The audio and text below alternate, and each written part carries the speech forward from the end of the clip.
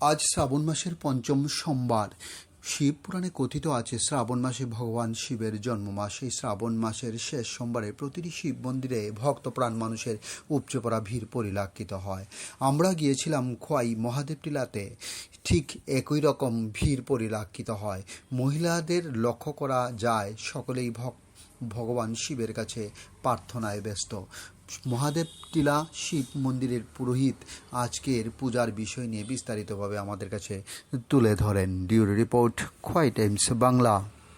আজকে পঞ্চম সোমবার, এলাকার বিভিন্ন জায়গা থেকে অনেক লোক আজকে মহাদেবের প্রতিষ্ঠায় নদীর জল ভাড় নিয়ে আয়া মহাদেবকে অনেক ভক্তরা স্নান করাইলেন।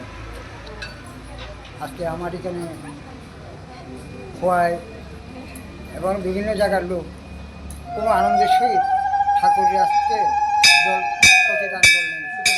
খোয়াই মহাদেব টিলা এই মন্দির প্রতিষ্ঠিত মন্দির, সবার মঙ্গল কামনা করেন। আজকে আমার আশ্রমে ভক্তবিন্দু যথেষ্ট পরিমাণ। কোন সময় থেকে ভক্তবিন্দুর প্রচুর ভিড় লক্ষ্য করা গেছে? সকাল 6টার থেকে। কয়টা অবধি থাকবে আমাদের? আশা তো রাখি হয়তো বিকাল 5টা। জায়গাটার নাম কি? খোয়াই মহাদেব টিলা।